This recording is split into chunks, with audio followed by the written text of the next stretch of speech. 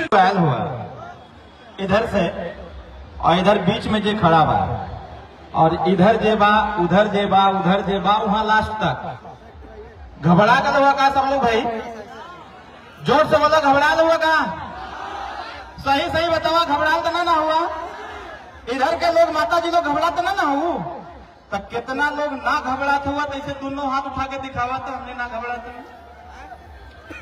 सही सही बतावा दोनों हाथ उठावा घबरा तो कोई ना हो साथियों हाथ नीचे करिए।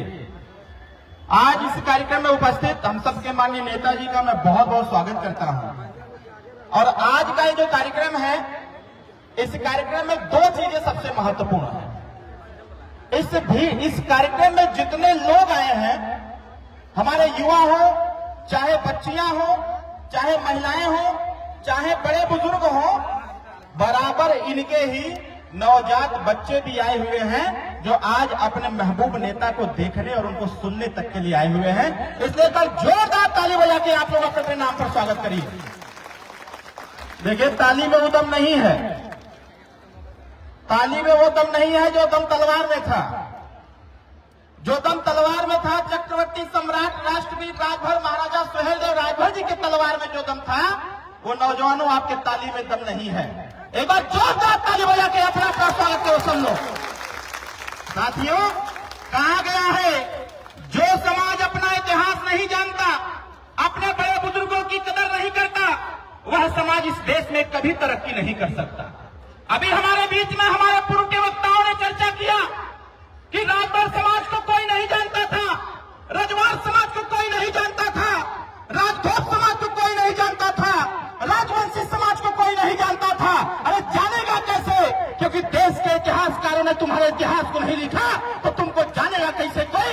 इसीलिए सुहेलदेव भारतीय समाज पार्टी का निर्माण किया गया कि गुलामों को गुलामी का एहसास कराना है। गुलामों को गुलामी का एहसास करा करके इन नौजवानों के पैरों में जकड़ी हुई बेड़ियों को तोड़ना सुहेलदेव भारतीय समाज पार्टी का पहला मकसद होगा। अगर इस देश में हम राजा थे तो हमारा राजपाट कहां चला गया? अगर इस देश में 585 राजा थे और 585 राजा में अकेले 165 राजा राजभर राजभोग राजवंशी और राज समाज के थे तो फिर इनका कोट किला खंडहर और इनका जमीन कहां चला गया? ये लोकतांत्रिक लड़ाई है। इसी लोकतांत्रिक लड़ाई में आज साथियों आज के उस समय जब इस देश में राजतंत्र था तो उस समय आप राजा हुआ करते थे। जब एक साथ मिलकर लड़ा करते थे तो राजपाट हासिल करते थे, विरोधियों के छक्के छुड़ाने का काम करते थे।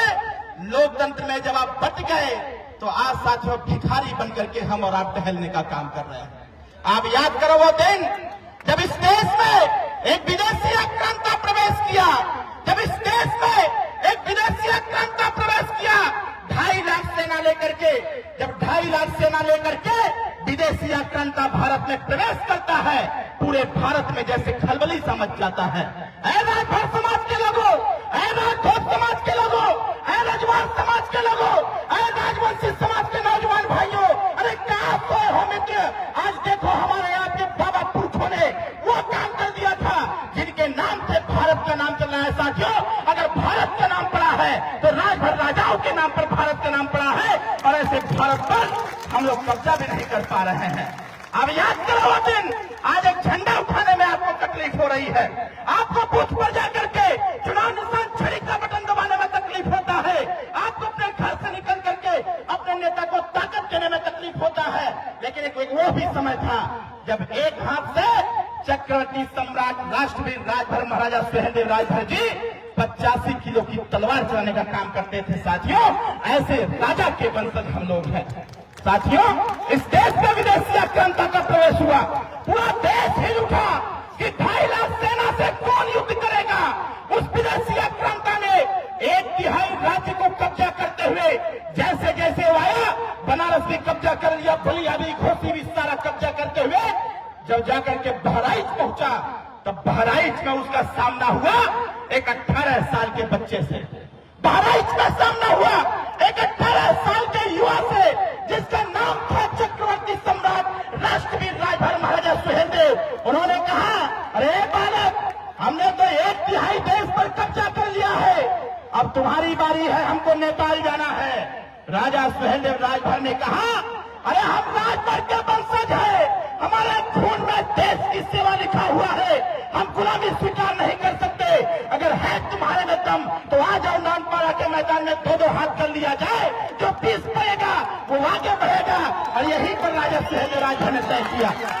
कहा नौजवान साथियों पड़े हो चक्कर में, अरे भाई उठाओ ठंडे को। देखो, एक राजा सुहेलदेव राजभर जी ने कहा, नानपारा का मैदान 2.5 लाख सेना एक तरफ और 12,500 की सेना एक तरफ। 12,500 की सेना लेकर के राजा सुहेलदेव राजभर जी नानपारा के मैदान में गए। उसके पहले की घटना है, राजा सुहेलदेव राजभर जी ने कहा, इस देश की रक्षा सुरक्षा के लिए इस देश के बचे हुए राजाओं को साथ आना चाहिए।